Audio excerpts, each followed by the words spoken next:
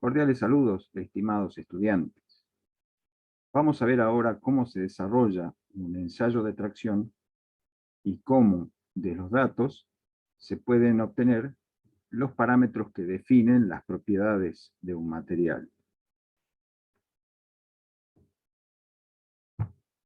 Como recapitulación, recordemos que en el contexto de ciencia de los materiales, hemos definido las propiedades como el tipo e intensidad de respuesta que se puede observar en el material cuando se le aplica un estímulo determinado. En particular, cuando el estímulo que se aplica es un esfuerzo y la respuesta del material es algún tipo de deformación, estamos poniendo en juego las propiedades mecánicas del material.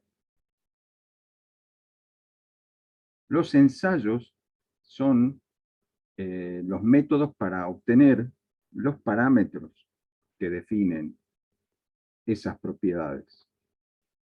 En un laboratorio, bajo condiciones ambientales controladas, se aplica el esfuerzo midiéndolo y regulando la velocidad o la intensidad con que se aplica, a la vez que se miden las deformaciones que se obtienen.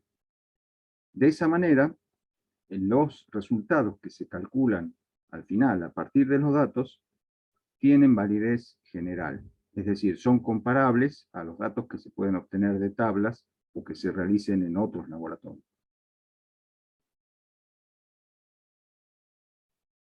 Aquí vamos a ver una serie de ensayos que se pueden realizar con distintos equipamientos para obtener mediciones, parámetros, que responden a distintas condiciones de aplicación de esfuerzo. Por ejemplo, en este primer cuadro vemos una probeta de cemento que está siendo sometida a compresión. Las placas superior e inferior son una fija y la otra móvil, donde se aplica la fuerza mediante un mecanismo hidráulico, y se controla simultáneamente la compresión, la deformación de compresión que está recibiendo la probeta y la fuerza que se está aplicando con el mecanismo hidráulico. En esta imagen vemos la realización de un ensayo de torsión, que consiste en fijar un extremo de la probeta, que en este caso es una barra cilíndrica. Un extremo está fijo, empotrado, no tiene grados de libertad, mientras que el otro extremo es forzado a girar ciertos ángulos y se mide entonces simultáneamente el torque aplicado y el ángulo de torsión obtenido. En este cuadro vemos cómo se está realizando un ensayo de flexión de una placa metálica. La placa descansa sobre dos apoyos simples y un mandril aplica la carga en el centro. Las magnitudes que se deben determinar aquí son, por supuesto, la fuerza que se está aplicando y la deformación que se mide como la flecha, es decir, el segmento que conecta la horizontal con el punto medio de la chapa flexionada. Aquí vemos cómo se realiza un ensayo de fatiga. Una probeta cilíndrica está sostenida entre dos mandriles que pueden girar y a la vez se observa que la probeta está flexionada. Al estar flexionada, las fibras internas de la parte superior o de la parte interna de la curvatura están sometidas a compresión, mientras que las externas, o la parte inferior, están sometidas a tracción. Pero al girar, se invierte. Aquellas que estaban comprimidas ahora se traccionan y al revés. Entonces, esta secuencia permanente de cambio del sentido del esfuerzo, de tracción a compresión, es lo que produce la fatiga del material. Lo que se hace es medir la cantidad de ciclos, es decir, la cantidad de revoluciones que gira el sistema, hasta que la probeta se rompe. Como se puede apreciar aquí, la zona central de la probeta está ennegrecida debido al efecto del calor y justamente de la fatiga que está sufriendo el material luego de miles de rotaciones. Aquí se puede apreciar un detalle de la realización de un ensayo de dureza. La probeta es esta placa de color claro que tiene una superficie pulida horizontal y sobre ella se ve que se va a aplicar un indentador o penetrador, que en este caso parece ser una esfera. El ensayo consiste en aplicar con este indentador una carga conocida durante un tiempo determinado y medir las dimensiones de la huella que queda en el material. Eso determina el número que define la dureza del material. Y finalmente aquí un detalle de un ensayo de tracción, tal como se realiza en el Laboratorio de Ensayo de Materiales de la Facultad de Ciencias Exactas, donde se ve el cabezal móvil y el cabezal fijo de la máquina de ensayo, una probeta, que es una barra de acero, sobre la cual está montado un dispositivo que se denomina extensómetro, que en unos momentos vamos a ver con más detalle. Aquí el ensayo consiste en aplicar fuerzas conocidas de tracción, mientras que se mide simultáneamente el estiramiento en la región central de la probeta. Aquí vemos en detalle el equipamiento con que cuenta el Laboratorio de Ensayo de Materiales de la Facultad de Ciencias Exactas y Tecnología. Consiste básicamente en tres módulos. Un primer módulo es esta caja rectangular. En el interior de esta caja rectangular está la bomba de aceite y los dispositivos que regulan la forma de aplicar a través de un sistema hidráulico la fuerza que desplaza la mordaza, el cabezal móvil de la máquina. Justamente el segundo módulo es la máquina en sí, que consta de un cabezal fijo y un cabezal móvil que se desplaza guiado por estas columnas. Aquí tenemos el tercer módulo, que sería el equipo de adquisición de datos. Tanto la información sobre la carga que se está aplicando, es decir, cuánta fuerza está haciendo el sistema hidráulico sobre el cabezal móvil, se miden en un indicador analógico y a través de un transductor se registra también de manera electrónica en una computadora. Simultáneamente, el dispositivo que se llama extensómetro, que aquí en esta imagen está un poquito escondido detrás de estas columnas, pero ahí se ve el cableado, la información de ese extensómetro también va a la interfaz y a través de ella a la computadora. Es decir, que mientras se realiza el ensayo, en tiempo real, la computadora va adquiriendo la información sobre la carga aplicada en un instante dado y el valor del estiramiento de la probeta en dicho instante. Y tiene la ventaja de que se puede apreciar en pantalla el desarrollo del ensayo. Este es un esquema simplificado para que se entienda cómo es el funcionamiento. Esta figura negra alargada representa a la probeta. Aquí abajo está el cabezal fijo, que está fuertemente empotrado a la base de la máquina, que tiene una mordaza solidaria, tiene una mordaza que retiene a la probeta en la parte inferior. Esto representa el cabezal móvil, que es el que a través del sistema hidráulico puede desplazarse de manera controlada, regulando tanto la fuerza que se aplica como la velocidad de aplicación de esa fuerza. Así entonces, la probeta está sometida, cuando esa fuerza se dirige vertical hacia arriba, la probeta está siendo traccionada. Este bloquecito representa el extensómetro, que se fija en dos puntos sobre la probeta, y la distancia entre esos puntos de fijación es lo que da la longitud de referencia L sub 0 para calcular después la deformación unitaria epsilon.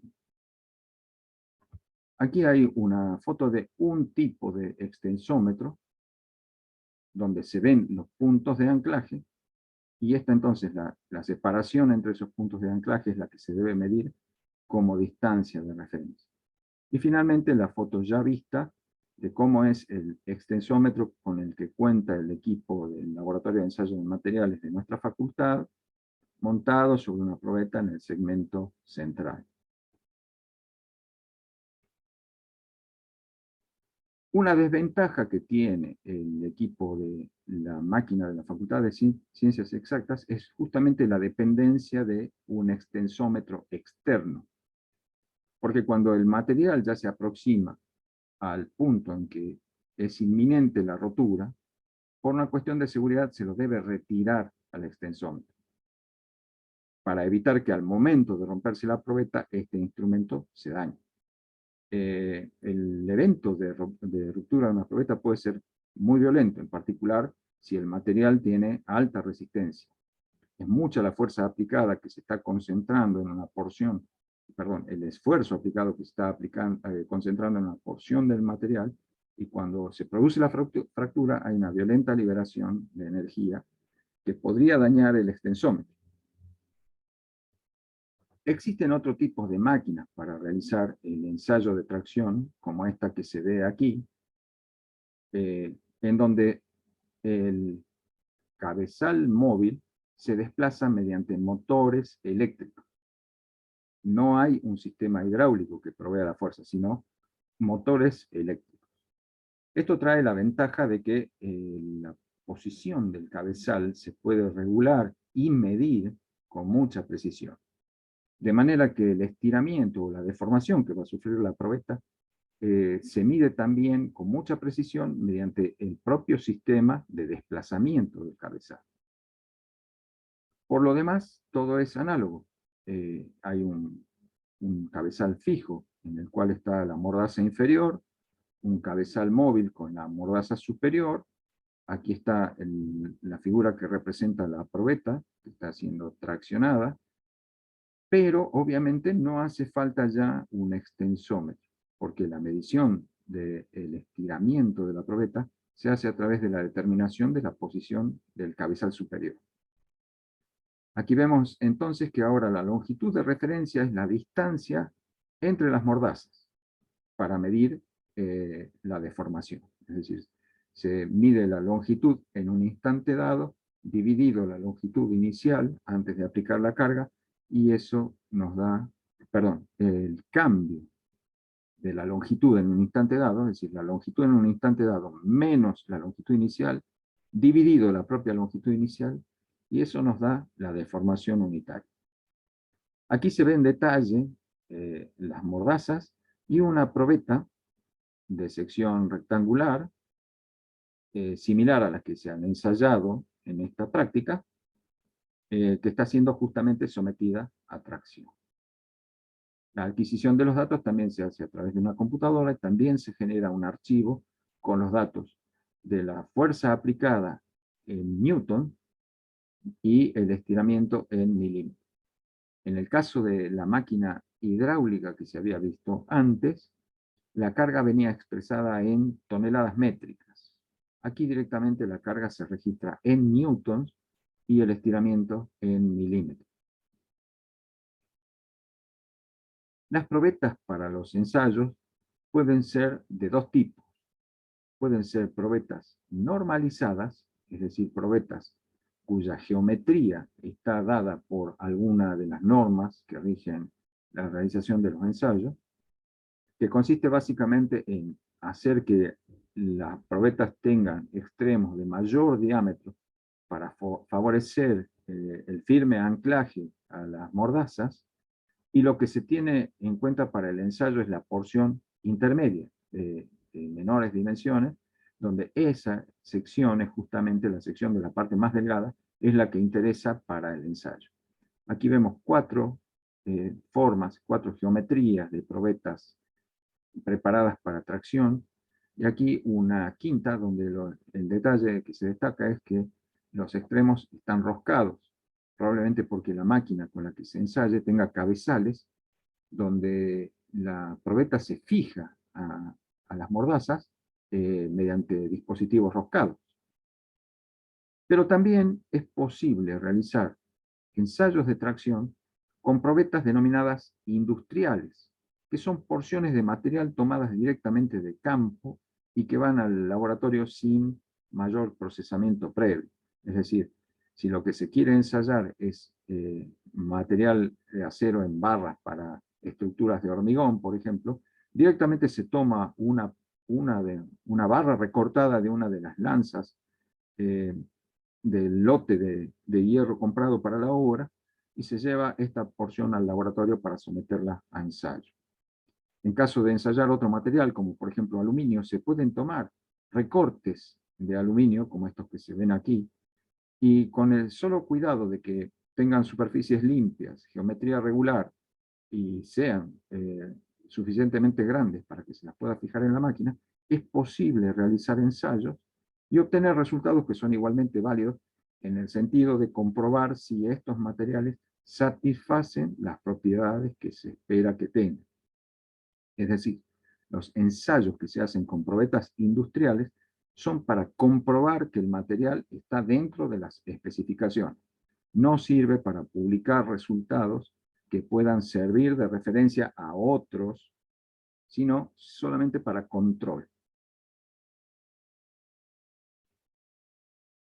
En el caso del ensayo de tracción con la máquina del laboratorio de ensayo de materiales, a fin de cuantificar lo que es la ductilidad de la probeta, en la porción central se hace un marcado con marcas separadas cada 10 milímetros en una determinada longitud, de aproximadamente 200 milímetros en la sección central de la probeta.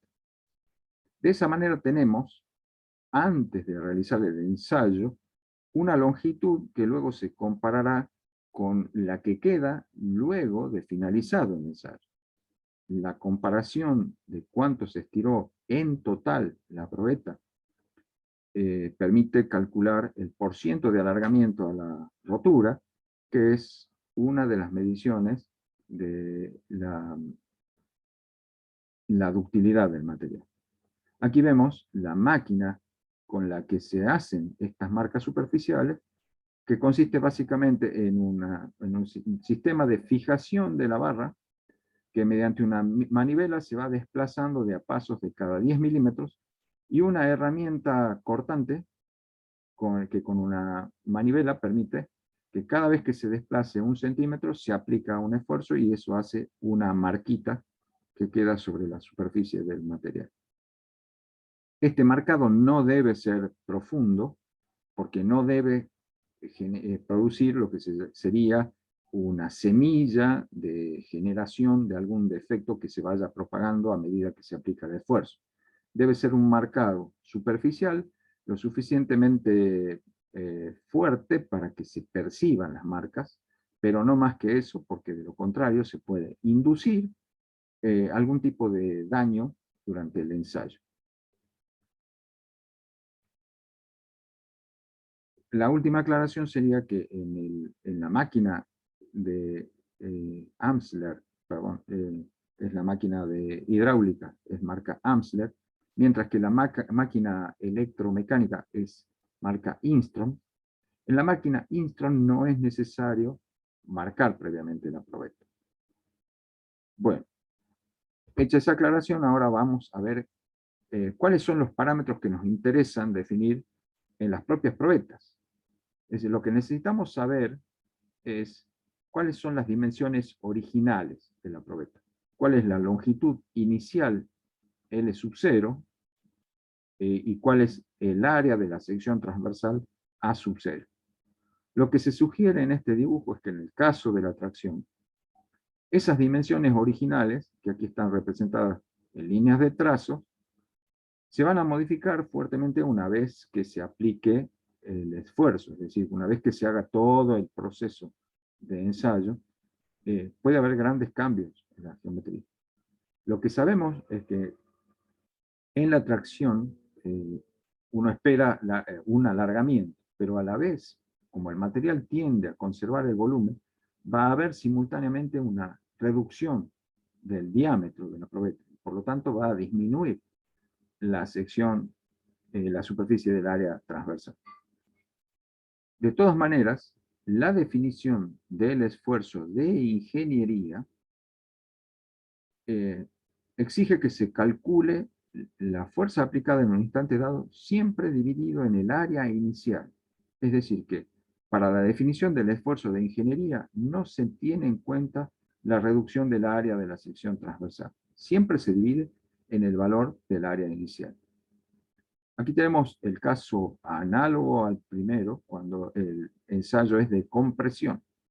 Cuando la probeta original, representada en línea de trazo, se somete a compresión, lo que ocurre es un acortamiento de la longitud inicial y un ensanchamiento del diámetro, es decir, aumenta el área inicial, el área de la sección transversal. Sin embargo, siempre el esfuerzo se calcula dividiendo en el área inicial.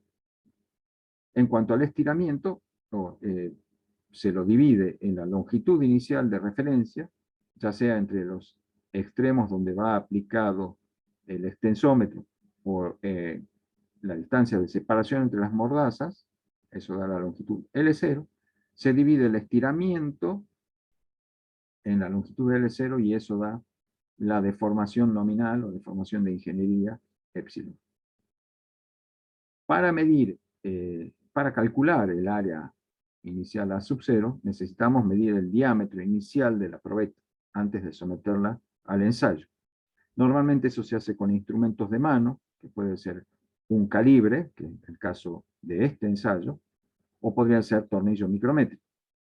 Aquí simplemente se usó un calibre de apreciación 0,02 milímetros.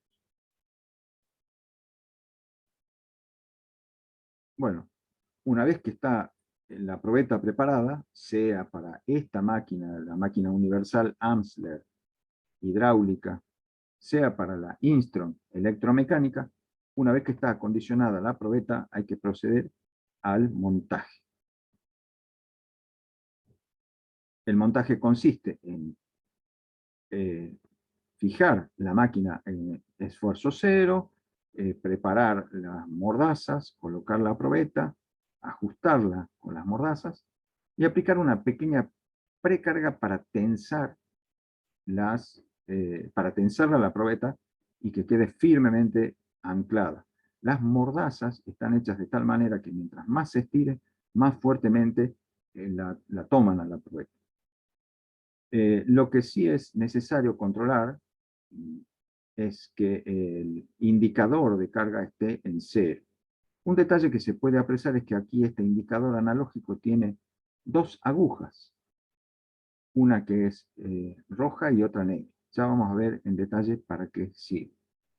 Bien, una vez que se ha montado la probeta, se toma el extensómetro y se lo coloca en la porción central. Aquí se aprecia la probeta ya montada, lista para comenzar el ensayo, y el extensómetro ya debidamente colocado.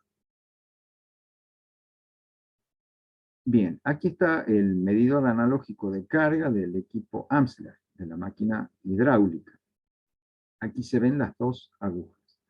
La que realmente va midiendo la fuerza aplicada en todo momento es la aguja negra. En este momento está en cero. La aguja roja es una aguja que gira libremente, empujada por la aguja negra. ¿Qué sentido tiene esta aguja roja? Bueno, en el momento en que se alcanza la, la, la respuesta de fluencia del material, cuando el material comienza a entrar en fluencia, la carga aparente se reduce, es decir, la aguja negra tiende a retroceder.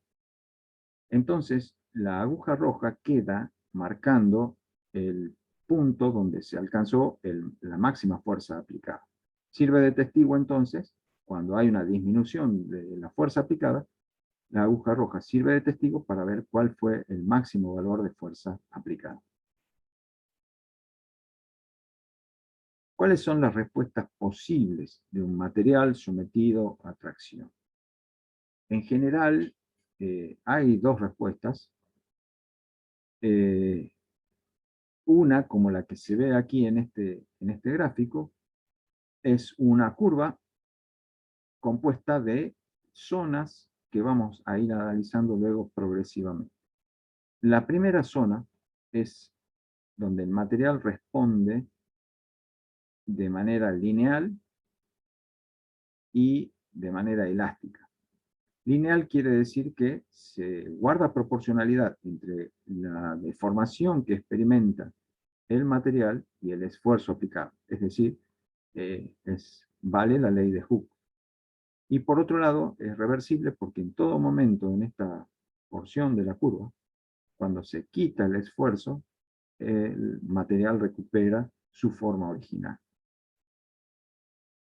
A medida que el esfuerzo se aplica, primero se pierde la proporcionalidad entre esfuerzo y deformación, aunque se mantiene la reversibilidad, y luego desaparece también la reversibilidad, porque superado cierto valor característico, eh, al quitar la carga en algún momento, la probeta ya queda con una deformación permanente. Luego se sigue aumentando el esfuerzo hasta llegar a un valor máximo. Aquí el valor de esfuerzo de ingeniería aparentemente comienza a reducirse, a pesar de que la carga que se está aplicando siempre es creciente. Lo que ocurre es que hay que recordar que para la definición del esfuerzo de ingeniería siempre se divide en el área inicial, y por eso esta disminución del esfuerzo de ingeniería. Bien, una vez que se supera este punto máximo de la curva, comienza a aparecer sobre la probeta una concentración de la deformación plástica. En algún punto de la probeta comienza a concentrarse fuertemente la deformación plástica. Ese punto generalmente está ubicado en la zona central de la probeta, aunque no necesariamente, y se manifiesta como una fuerte reducción del diámetro de la probeta, en lo que se denomina la estricción o cuello de botella que se hace en la probeta, y cuando esta aparece y se marca fuertemente es porque ya es inminente la fractura. Pocos instantes después ya se produce la fractura del material. Otra respuesta posible en materiales más dúctiles que estos es la siguiente. Hay una porción inicial, generalmente lineal, donde el material responde a la ley de Hooke, donde luego de superar cierto límite hay una aparente disminución del esfuerzo y luego una sucesión de rápidos incrementos y decrementos del esfuerzo que generan una suerte de meseta, donde con muy poquito cambio del esfuerzo se logra una gran cantidad de deformación, y esto es lo que se conoce como el escalón o meseta de fluencia del material. Aquí lo que ocurre es que todas las dislocaciones que había presentes en el material, que estaban frenadas por los defectos de la red cristalina, adquieren suficiente energía como para empezar a desplazarse, y ocurre entonces de manera brusca el movimiento de una gran cantidad de dislocaciones. Hay un gran reordenamiento atómico en el interior de la probeta, lo que da lugar a un fuerte estiramiento con un muy pequeño incremento del esfuerzo.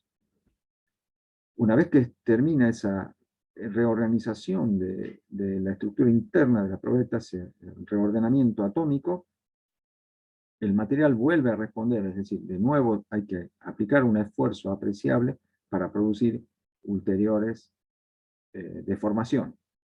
Aquí se dice que la probeta está entrando en acritud, es decir, este fenómeno de que luego del escalón de fluencia, donde la probeta se estira prácticamente sin esfuerzo, y es necesario ahora volver a aplicar esfuerzo para tener ulteriores deformaciones, esto es lo que se llama la acritud. Luego el desarrollo del ensayo es similar al anterior, es decir, la deformación va aumentando con el esfuerzo hasta que se alcanza un punto máximo. Aquí también se aprecia que la deformación plástica comienza a concentrarse en algún punto, y a partir de allí ya se avanza irreversiblemente hacia la fractura. Bien, ¿qué parámetros se pueden obtener de estos gráficos de esfuerzo en función de la deformación? Bueno, uno de los parámetros más importantes es el que define, el esfuerzo que define el fin de la respuesta elástica y el comienzo de la respuesta plástica. Es lo que se denomina en general el límite de cedencia. Es decir, este límite de cedencia puede ser difícil de determinar en el caso de una probeta como esta, donde la transición de elástica a plástica no se da por alguna característica muy notable o muy marcada en la curva de esfuerzo de formación, o se puede dar como la fluencia, que es muy evidente dónde está ocurriendo. Entonces, aquí sí existe el fenómeno de fluencia y el esfuerzo de cedencia se puede llamar también esfuerzo de fluencia.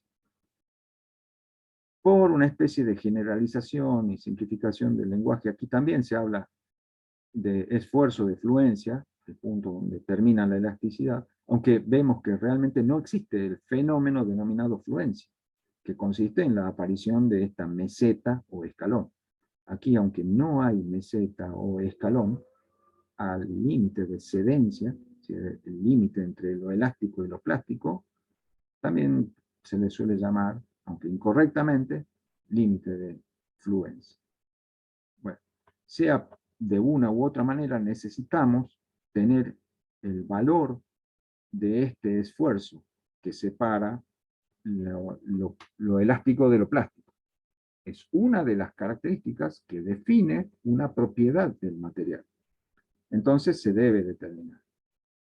En el primer caso que hemos visto, donde se pasa de elástico a plástico sin que haya una manifestación clara en la curva de dónde está ese límite, se toma algún criterio, se toma algún criterio basado en eh, datos empíricos, como por ejemplo el criterio del 0,2%.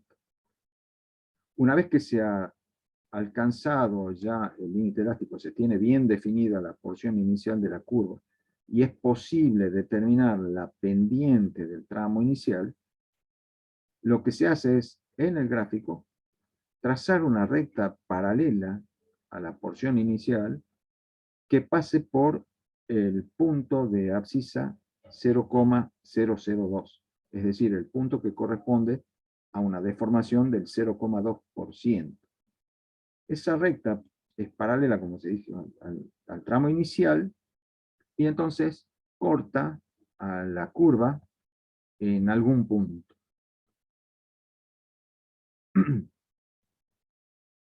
Aquí, esta recta intersecta a la curva de esfuerzo de formación en este punto. La proyección horizontal de ese punto, es decir, la ordenada de ese punto, es el esfuerzo de cedencia del material. Y eso marca el límite elástico del material. Desde este punto en adelante, para esfuerzos superiores a esto, ya la respuesta del material será puramente plástica. El punto en donde se pierde ya la relación proporcional entre esfuerzo y deformación, es decir, el punto donde deja de valer la ley de Hooke, se conoce como límite de proporcionalidad. El límite de proporcionalidad sería el esfuerzo para el cual ya deja de cumplirse la frontera entre el tramo donde vale la ley de Hooke y donde ya no se cumple la ley de Hooke. Entre este punto P y el punto que corresponde al límite de excedencia, hay la curva, el diagrama de esfuerzo de formación tiene curvatura. Es decir, ya no hay proporcionalidad entre esfuerzo y deformación, pero sí hay reversibilidad. O sea, si se quita la carga en algún punto, si se comienza a descargar, la curva regresa sobre sí misma. Es decir, el material va recuperando su forma original con la disminución del esfuerzo, siguiendo el mismo camino con el que se deformó inicialmente. Esta región se denomina elastoplástica, es decir, el material recupera la forma original, pero sin validez de la ley de Hooke. Bien. En los materiales que tienen este tipo de respuesta, en general más dúctiles que los primeros, la determinación del límite de excedencia, en la frontera entre lo elástico y lo plástico, es más fácil de hacer. Porque también tenemos una respuesta inicial que puede ser marcadamente lineal, clara validez de la ley de Hooke, un punto que se denomina punto elástico, límite elástico superior o límite de excedencia superior, y luego esta región que consiste en variaciones muy pequeñas pero muy rápidas de el esfuerzo y un fuerte incremento de la deformación. El valor medio de estas fluctuaciones del esfuerzo, es decir, si se toma esta porción del material que tiene una forma de onda, se puede tomar el valor medio, y el valor medio de todas esas variaciones es lo que nos da el esfuerzo de excedencia. Este sería el valor del límite elástico de este material, que aquí sí, con toda propiedad, se le puede llamar también esfuerzo de fluencia o módulo de fluencia. Una vez finalizado el escalón de fluencia, comienza el proceso de acritud, es decir, de nuevo hay que incrementar el esfuerzo para obtener mayores deformaciones. Y estas ya son totalmente plásticas. El límite elástico superior o límite de excedencia superior no se tiene en cuenta para la determinación del módulo de excedencia. Bien. Otra información que sale inmediatamente del material es el módulo de elasticidad. Más apropiadamente debería llamarse el módulo de rigidez, que es el módulo de Young, que es justamente la pendiente que tiene la porción inicial del gráfico en la zona donde es claramente lineal. Ahí entonces es posible determinar el módulo de Young del material tomando puntos de referencia, algún punto de referencia y el origen, y calculando la pendiente por algún método geométrico. Entonces, de esta primera parte de los diagramas de esfuerzos de formación, ya tenemos dos módulos que definen propiedades del material. El módulo de fluencia o límite de excedencia o límite elástico, y el módulo de Young o módulo de rigidez del material. Puede haber problemas en el caso de algunos materiales en donde el tramo inicial de la curva no presenta la linealidad que en general se espera. Esto ocurre para algunos metales. Uno comienza a hacer el ensayo de tracción y aunque aparentemente a una escala de deformación pequeña, donde esta parte de la curva se la ve muy angosta, en una porción muy angosta del diagrama, pareciera ser que está respondiendo linealmente. Pero cuando uno amplía la zona, observa con sorpresa que el material no ha respondido linealmente en la zona inicial. Hay reversibilidad, es decir, en todo momento aquí si se quita la carga, la probeta recupera la forma original y se vuelve sobre la curva inicial. Pero no vale la ley de Hooke. En estos casos se pueden aplicar algún criterio, como tomar, por ejemplo, definir mediante alguna información adicional alguna porción que vaya del origen hasta algún punto intermedio y calcular la pendiente de la recta secante entre esos dos puntos y adoptar eso como el denominado módulo secante del material, que es, digamos, el equivalente al módulo de rigidez, pero da información. Si se llama módulo secante es porque esta porción de la curva no ha respondido linealmente. Otro criterio es tomar algún punto también sobre la base de alguna información que se tenga, que nos diga cuál es conveniente, y entonces trazar una tangente a la curva en ese punto, y la pendiente de esa recta tangente en ese punto es lo que se denomina el módulo tangente del material. Esto complica un poco la presentación de los ensayos. No vamos a profundizar sobre esto, pero es un fenómeno que hay que observar cuando uno ensaya un material, a ver si es que efectivamente en la zona inicial, en el tramo inicial de la curva de esfuerzo de formación, se tiene o no linealidad. Aquí vemos el fenómeno de estricción que se mencionó antes.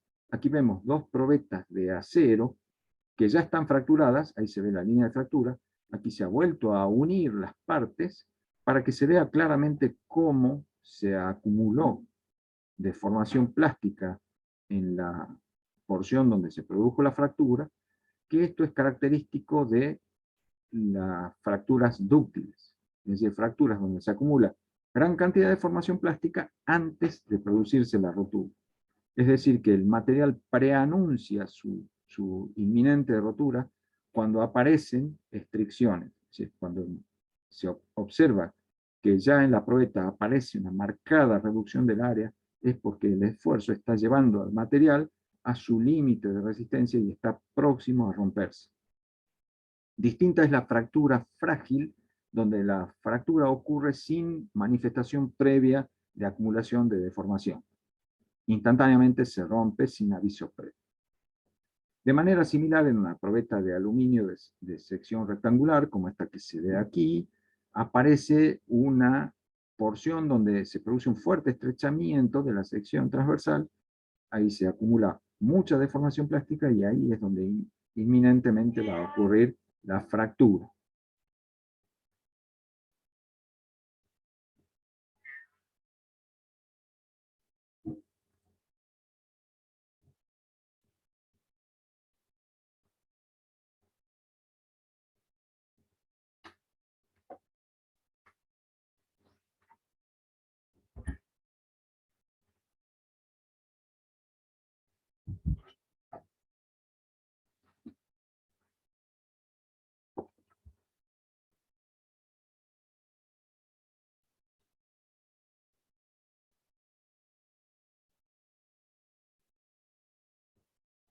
Bien, es decir, que no importa la geometría de la probeta, sino que siempre va a ocurrir, en el caso de los materiales dúctiles, un claro preanuncio de la inminencia de la fractura que se manifiesta como la estricción. Los resultados del ensayo, como se dijo, son los datos de la carga aplicada en función, y del estiramiento en milímetros. Es decir, la carga, en este caso en el ensayo realizado con la máquina Instron, que se da en Newton directamente, y el estiramiento está medido en milímetros. Lo que se hace es volcar estos datos a planillas de cálculo, típicamente la planilla Excel, si uno tiene el, el software de Microsoft, donde vienen toda la información relativa a la probeta en sí y a las características del ensayo, que permiten luego procesar estos datos para convertirlos a esfuerzo y deformación. Aquí se muestra el encabezado de un archivo típico de datos de estiramiento y carga de un ensayo de tracción, donde se ven esas columnas, y acá está la información que se consigna, donde se indica qué tipo de material es, cuáles son las dimensiones iniciales de la probeta, características, rango de carga, etc. Y lo que se ve aquí es el final de la serie de datos, donde lo notable es que vemos que hay casi 1500 pares de valores, 1447 pares de valores, estiramiento, carga. Es decir, es una gran cantidad de datos que siguen paso a paso el desarrollo del ensayo. Lo que se debe determinar a partir de estos datos para definir cuantitativamente las propiedades del material serían el módulo de Young, el módulo de rigidez, E, el límite elástico, es decir, el límite de excedencia, que podemos llamar en general también límite de fluencia, aunque no apropiadamente, si no hay fluencia no es apropiado. El esfuerzo de tracción, que es el máximo de la curva de esfuerzo de formación de ingeniería, el módulo de resiliencia, que es la cantidad de energía elástica absorbida, justamente entre el esfuerzo cero y el esfuerzo igual al límite elástico, la ductilidad del material midiendo el alargamiento porcentual a la fractura o alargamiento porcentual a la rotura, por ciento a R, y la tenacidad del material, que representa toda la energía elástica, toda la energía elástica y plástica por unidad de volumen que absorbe el material hasta la rotura. ¿Cómo se pueden determinar estos parámetros? Bueno, en general ya dijimos que el módulo de rigidez o módulo de Young se puede determinar mediante la pendiente de la recta de la gráfica en la porción lineal, es decir, la recta que representa la porción inicial, si es que la hay, o si no, mediante los módulos tangentes o módulos secantes, si la porción inicial tiene una pronunciada curvatura. El límite elástico se determinará si hay fluencia mediante el escalón de fluencia, o si no, mediante el criterio del 0,2%. El esfuerzo de tracción será el esfuerzo que corresponde a la máxima fuerza aplicada. El módulo de resiliencia se calcula con la ecuación aproximada de que es igual a un medio del sigma de fluencia al cuadrado sobre el módulo de rigidez. La ductilidad se puede medir a partir del último dato de estiramiento de la probeta y convertirlo en porciento de alargamiento. Y la tenacidad se calcula integrando el área bajo la curva mediante algún método numérico. Para hacer estos cálculos debemos tener en cuenta las incertezas experimentales con que se han medido los datos que están en la planilla.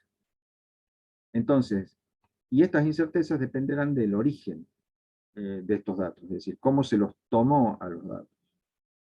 Bien, la carga aplicada a las probetas se ha medido de manera digital, se ha medido directamente en Newton, la denominaremos C mayúscula, y de acuerdo a información del fabricante de la máquina de ensayo, Instron, la incertidumbre o incerteza típica en el rango de 0 hasta 500 newton es de un 1% de la carga.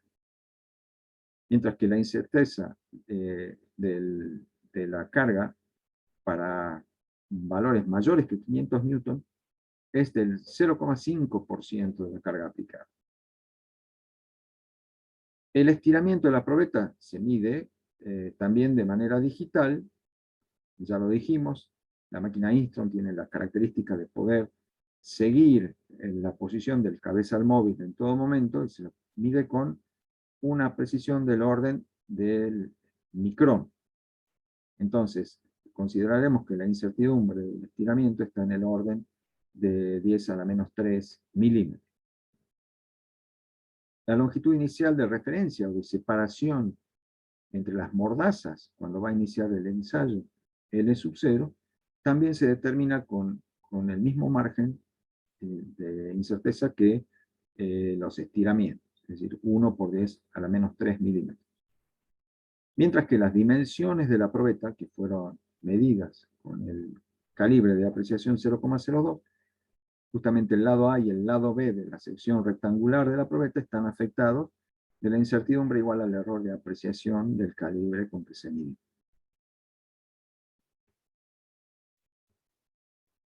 Como dijimos, la planilla contiene datos de la carga en newton y el estiramiento delta DL en milímetros. Entonces, para hacer la representación gráfica de la cual se obtienen los parámetros que definen las propiedades, es necesario convertir a esfuerzo y deformación. Dijimos que el esfuerzo se calcula como la fuerza aplicada o carga aplicada en newton en todo momento, dividido el área inicial de la probeta, que es el producto de las longitudes de los lados. Pero debemos convertirlo a metros, a fin de que el esfuerzo esté expresado en pascal. Bien, si uno hace la propagación del error con los conocimientos que se tiene, el error relativo del esfuerzo calculado de esta manera viene dado por la suma de los errores relativos de cada uno de estos factores.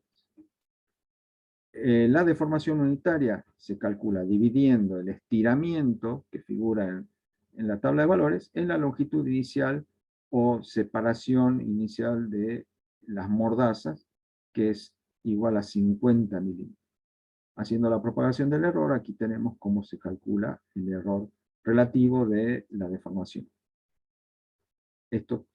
Tenemos todos los datos necesarios para calcular estas incertidumbres, delta de sigma y delta de E, a partir de los errores relativos.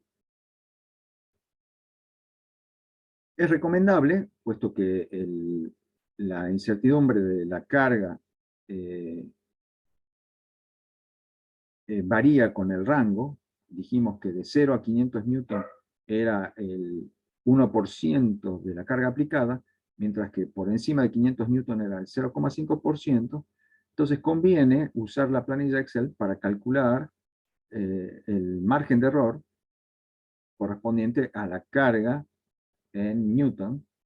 Aquí debería decir delta de C, hay un pequeño error. Esto es delta de C. Y lo que se ha hecho es calcular con multiplicar la carga por 0,01 hasta 500 newton, hasta aquí, hasta el valor 486, y luego multiplicar por 0,005 desde aquí en adelante. Eso con el Excel se hace de una manera muy fácil. Una vez que uno tiene la incertidumbre, ya sabe entonces hasta dónde redondear, porque una vez que tenemos estos valores, los redondeamos a una sola cifra significativa, y eso nos va a decir hasta dónde son significativas las cifras que hay que tomar de la carga. Eso nos permite entonces, dividiendo en el área inicial, que se calcula a partir de estos datos, aquí debería acotarse este valor, aquí está el cálculo del área, se ha convertido a metros cuadrados, pero falta la cota, falta definir hasta dónde es significativo acá el valor del área. Una vez que se tiene el área calculada, debidamente acotada, se hace la división de la carga en ese área, y así se obtiene la columna de los esfuerzos. Y a la deformación se la divide en la longitud de separación inicial de las mordazas. Ya se divide en 50 milímetros. Estos estiramientos ya están en milímetros, entonces se divide en 50 y eso nos va a dar la deformación. Teniendo calculado también cuál es el error experimental o la incertidumbre de la deformación calculada de esta manera, sabremos hasta dónde poner cifras significativas en esta columna. Una vez convertidos los datos originales de la planilla a esfuerzo y deformación, se puede también realizar un gráfico que permita ver todo el ensayo de un extremo al otro. Un detalle importante que se me estaba escapando es que pueden existir lo que se llaman datos espúreos, es decir, datos que claramente no son correctos. Aquí, por ejemplo, aparece para un estiramiento cero una carga negativa. Una carga negativa sería como aquí un esfuerzo de compresión, y eso no corresponde al ensayo que estamos haciendo. Es decir, nosotros sabemos que la máquina va a traccionar. Estos errores pueden deberse a que en el instante inicial, cuando la máquina recién se enciende y se comienza a acomodar, produce por ahí alguna información que no es relevante ni es importante. Entonces, estos datos espurios donde pueden aparecer estiramientos con signo negativo, o cargas con signo negativo, o saltos discontinuos, es decir, en algún punto donde alguno de los parámetros está en un cierto orden de magnitud y de la nada aparece un punto varios órdenes de magnitud más grande y luego vuelve al orden de magnitud anterior, eso es un punto anómalo que se debe a algún fenómeno que no tiene nada que ver con algo real que le esté pasando al material.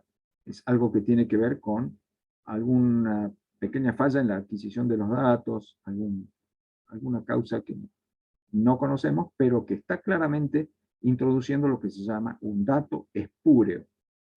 Es importante inspeccionar la planilla de datos obtenida directamente del ensayo y ver si existen datos espúreos al comienzo, al medio o al final, y limpiarla inicialmente a la planilla antes de procesar. Por ejemplo, este punto que tiene una carga negativa, se lo puede borrar inicialmente y recién procesar a partir del primer punto que tenga un sentido lógico en relación al ensayo que se está haciendo. Es decir, cuando el estiramiento todavía es cero, hay un pequeño valor de carga que no llegó a deformar significativamente la probeta. Esto tiene sentido. Entonces podríamos descartar ese primer punto que tiene valor de esfuerzo negativo, de carga negativa, y empezar con el que es positivo. De la misma manera, al final, si aparecen datos extraños o en algún punto medio existe algún salto o discontinuidad, que no sea esto, ¿no? Esta discontinuidad sí se entiende que corresponde porque aquí la probeta está yendo hacia la fractura. Entonces aquí hay una rápida disminución del esfuerzo de ingeniería cuando la probeta se está rompiendo, ¿sí? Entonces esta discontinuidad es razonable, pero algún salto, alguna caída brusca del esfuerzo en algún tramo de aquí no es razonable, no se corresponde a algo que le está pasando a la probeta. Entonces esos puntos se pueden eliminar de la planilla original. Una vez que se han limpiado los puntos de puros, se ha hecho la conversión a esfuerzo y deformación y se hace el gráfico, tenemos un vistazo general que nos dice si en principio la probeta ha respondido a lo que uno esperaba, si el material está dentro de lo que uno conoce, que es la respuesta que se esperaba. Y lo que sí hay que prestar especial atención a cómo aparecen los valores en los ejes. Hay que darle forma a los valores que aparecen en los ejes. El Excel de por sí puede generar aquí una gran cantidad de decimales que hacen que un valor del eje se superponga con el otro. Normalmente en el Excel los gráficos aparecen con solo algunas líneas horizontales, no se ponen líneas de referencia verticales ni menos cuadrículas. Entonces lo que uno tiene que hacer es darle una presentación aceptable al gráfico para que sea fácilmente interpretable. Hay que poner la denominación de las magnitudes que están en los ejes. Si tiene unidades, poner las unidades. En este caso, como la deformación es adimensional, no tiene unidades.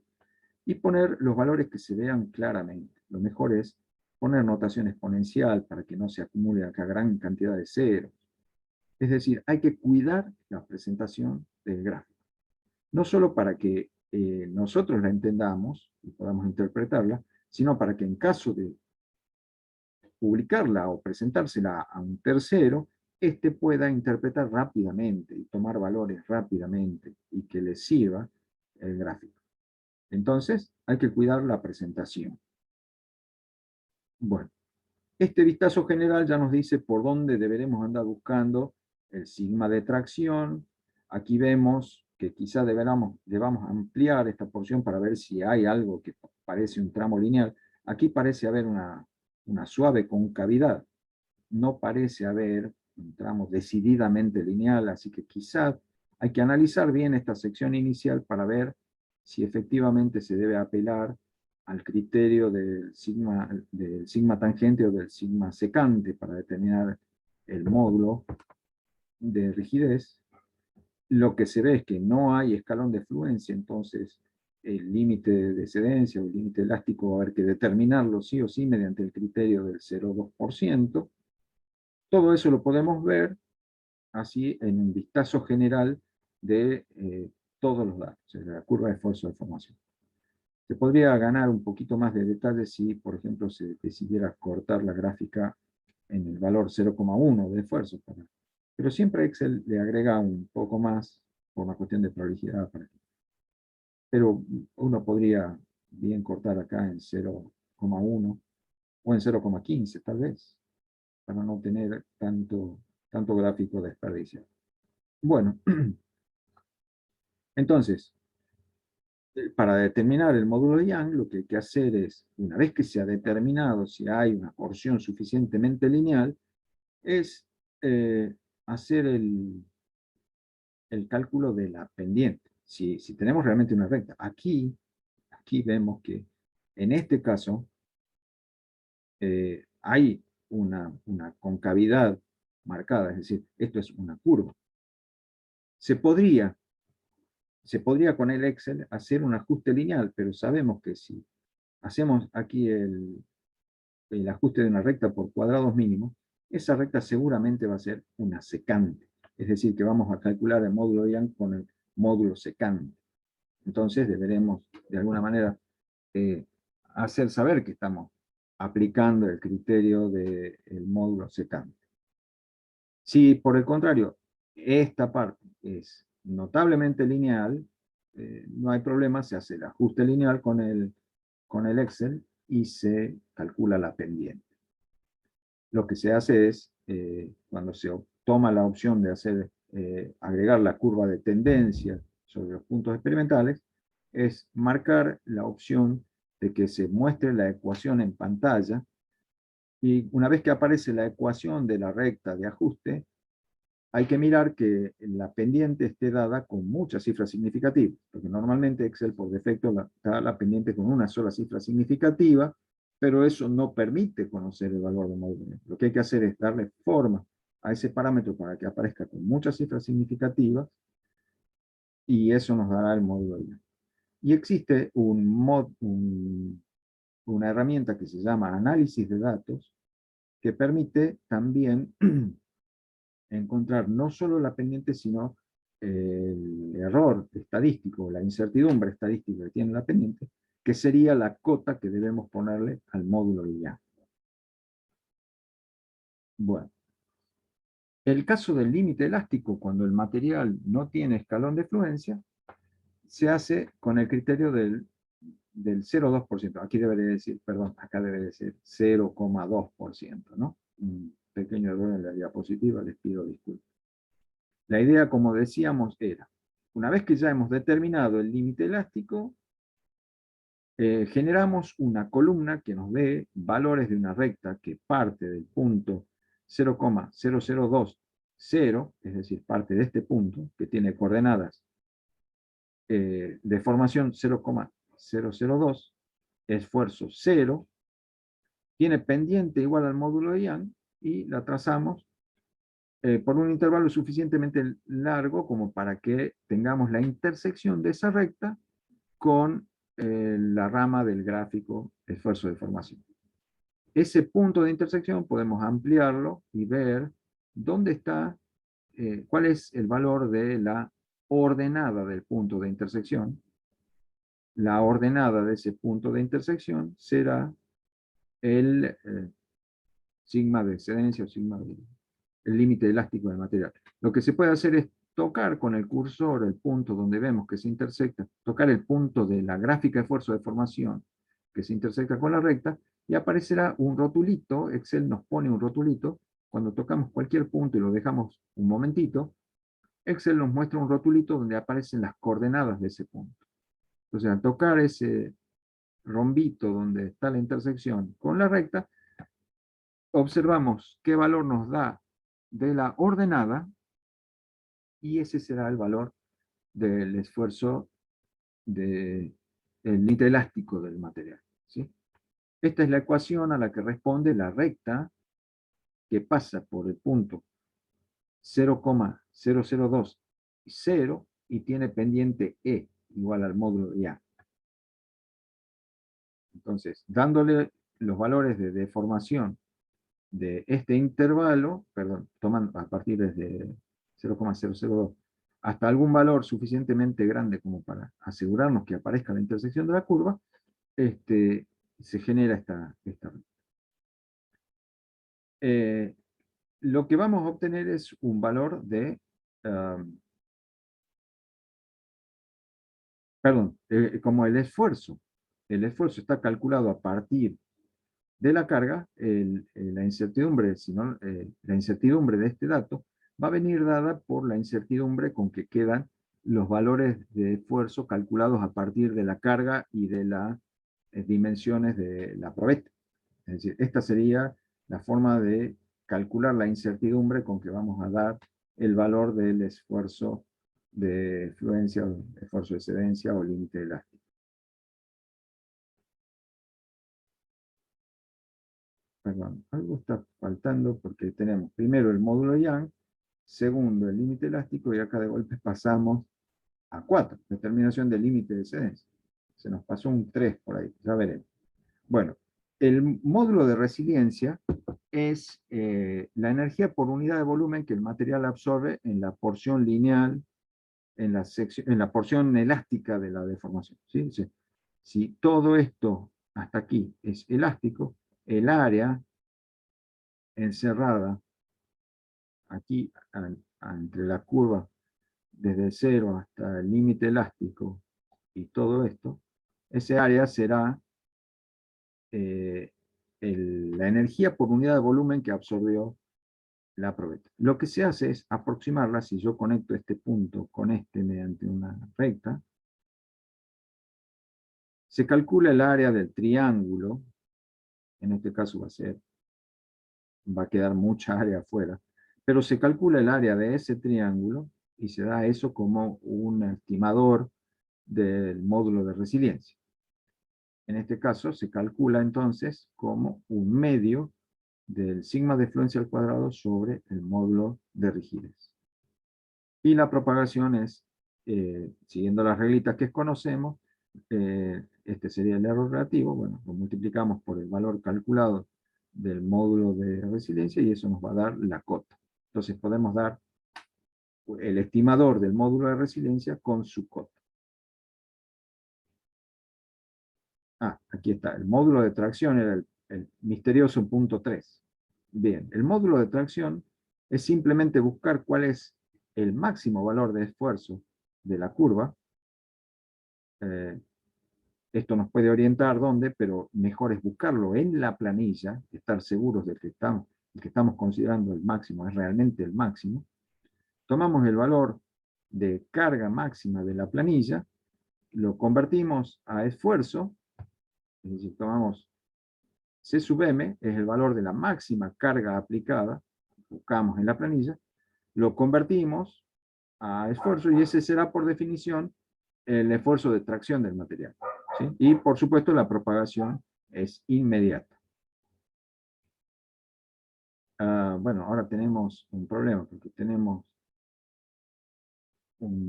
pasado de un 3 a un 6. Bueno, vamos a ver si no nos hemos olvidado nada. Bueno, la ductilidad es la medida de la deformabilidad que puede tener el material, es decir, cuánto es posible deformarlo al material. Entonces, lo que se hace es cuantificarlo mediante lo que se denomina el alargamiento porcentual a la rotura o alargamiento porcentual a la fractura. Lo que debemos hacer es buscar el estiramiento máximo que figura en la planilla, cuánto fue el máximo de la probeta ya en el momento en que se rompió, lo dividimos en la longitud inicial y los multiplicamos por 100, y eso nos dará el porciento de alargamiento a la rotura. Y podemos propagar cuánto vale para dar ese valor acotado. Y la tenacidad sería el área encerrada por toda la curva, el área encerrada por toda la curva de esfuerzo de deformación. Tenemos que buscar una manera de estimar el área encerrada bajo la curva. Y eso se puede hacer mediante una integración numérica sencilla, intuitiva, de acuerdo a lo que se ha visto en los cursos de cálculo. A una curva continua se puede calcular una aproximación al área encerrada, subdividiendo el intervalo en rectangulitos como estos que se ven, que tienen una base igual a la distancia entre dos puntos de abscisa consecutivos, es decir, un esfuerzo epsilon i más 1 menos un esfuerzo epsilon i, eso nos va a dar la longitud de este segmentito, es decir, es el incremento de esfuerzo entre dos puntos consecutivos, multiplicado por una altura igual al promedio de los esfuerzos que corresponden a estos límites. ¿Sí? Para el punto epsilon i tendremos un esfuerzo correspondiente, sigma de epsilon i. Para este punto de deformación epsilon i más 1 tendremos el esfuerzo sigma de i más 1. Eso define este ancho d sub i y la altura h sub i. Entonces, multiplicando la altura d sub i por h sub i, tenemos el área de este rectangulito, podríamos decir elemental.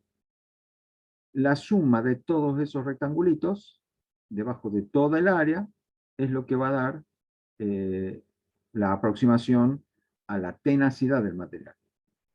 Eso va a estar dado en también joules sobre metro cúbico, la energía por unidad de área. Aquí tienen la ecuación diciendo que la tenacidad, el módulo de tenacidad le puse U sub T por analogía con el módulo de resiliencia, que se usa la letra U de energía, y el subíndice T para que diferenciarlo de la resiliencia con la tenacidad, es aproximadamente igual a la suma de las áreas de todos estos rectangulitos, es decir, a la suma de los productos de los anchos D por las alturas H, que vienen dados por los anchos D son las diferencias entre dos valores de esfuerzo consecutivos, y las alturas son los promedios entre dos valores de esfuerzo consecutivos. Entonces, esta es la ecuación que se la puede traducir fácilmente al Excel y generar las columnas que calculen los D sub I, y luego calculen los D sub I, los H sub I, y luego los productos D sub I por H sub I. Al final de esa tercera columna, D sub I por H sub I, se hace la suma de todo, y eso será el módulo de la tenacidad o la tenacidad del material. Bien, ¿cómo se van a presentar los resultados? En el aula virtual van a tener este modelo de planilla que por favor no debe ser alterado. Llenen la planilla sin que se modifique la plantilla. Y que donde está indicado lo que necesitan volcar. Aquí ampliado un poquito, vemos que lo primero que tenemos que indicar es qué material es el que se ha ensayado. Claramente aquí hay que poner aluminio, pero vamos a agregarle comercial. Vamos a denominar al material aluminio comercial. Porque si ponemos simplemente aluminio, puede dejar la duda si se está ensayando una probeta de aluminio puro. Y eso no es cierto, porque lo que se ha tomado es una probeta industrial de un recorte de aluminio para carpintería metálica.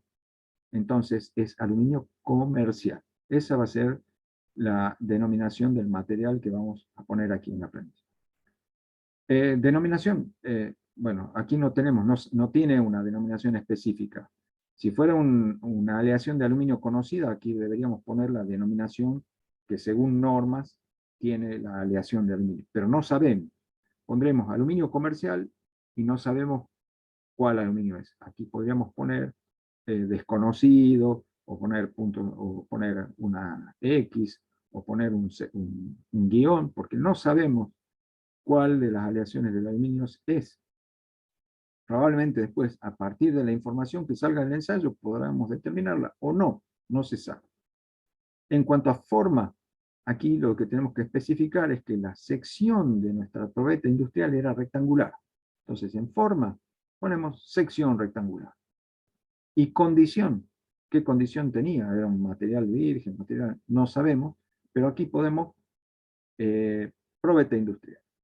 Es decir, la condición es que se ha tomado un recorte, una porción de material, es una probeta industrial lo que se ha tomado. A continuación tenemos que dar las dimensiones.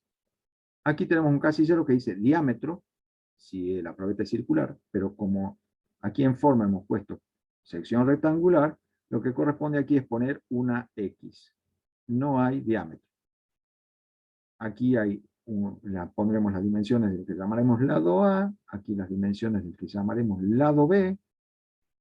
Pongan el valor acotado del lado A, conocen la apreciación del instrumento con que se midió, entonces pongan el valor acotado del lado A, el valor acotado del lado B, y el área de la sección en metros cuadrados y acotada. ¿Sí? Área de la sección, tanto más menos tanto por 10 a la menos lo que sea, metros cuadrados. ¿Sí? Bien, perdón. Aquí deberemos poner los datos del ensayo. En la guía de la práctica tiene la información sobre la máquina, el nombre, la denominación, el modelo, todo eso lo ponen acá. Es una Instron con algún número, El ensayo es tracción, el rango de carga es hasta 50 kilonewton, y la distancia inicial de mordazas era 50 milímetros. ¿Sí? Bien. A continuación ya viene la porción donde volcamos los parámetros que definen las propiedades mecánicas. Acá está el módulo de elasticidad E, o módulo de Young, o módulo de rigidez, ¿sí? Y acá tenemos valores de referencia. Lo que se espera para este material aluminio es que el módulo salga entre 65 y 70 gigapascales. Entonces, nosotros pondremos aquí en este cuadro el valor que arroja nuestro ensayo y haremos alguna observación si corresponde. Si coincide, no coincide, si está de acuerdo al valor de referencia, si hay alguna discrepancia. Todo eso va en observación. A continuación, el límite elástico. También tenemos valores de referencia para el límite elástico. Aquí pondremos el valor de nuestro ensayo acotado. Por favor, todos los valores acotados. Tienen indicado cómo calcular las cotas en cada caso. También el espacio para observaciones. Luego, la resistencia a la tracción. Aquí hay datos que nos dicen cuánto debe valer. Ah, perdón, aquí hay un problema. La planilla, creo que van a ver ustedes, sí, creo que la planilla que les vamos a dar es distinto el valor de referencia, pero no se afirma. Va a estar de acuerdo al resultado que corresponde. Aquí ponen el valor del ensayo y aquí las observaciones. ¿Sí? Aquí hay una inconsistencia, ¿ven? No puede ser que el material tenga un límite elástico de hasta 170 megapascales y un esfuerzo de tracción de 90. Nunca la resistencia de tracción puede ser menor que el límite elástico. Acá hay un error de consistencia de datos. Pero la planilla que van a bajar del aula virtual ya está bien ajustada. Bueno, el alargamiento porcentual a la rotura, también está cuánto se espera en un material como el ensayado, cuánto vale el valor de ensayo y la posibilidad de alguna observación. En cuanto al módulo de resiliencia, en la planilla que ustedes van a ver, sí hay valores de referencia, ustedes pondrán el valor del ensayo y alguna observación si corresponde. Y la tenacidad, es así, no va a tener valor de referencia. La tenacidad no indicamos cómo acotar, porque acotar una magnitud calculada con esa integración gráfica tiene una incertidumbre difícil de calcular. Lo que pueden hacer es expresar la tenacidad con dos cifras significativas y eso va a ser suficiente. Al final de la planilla agregan el nombre del autor y la fecha, y esta planilla debe venir acompañada de 3 gráficos.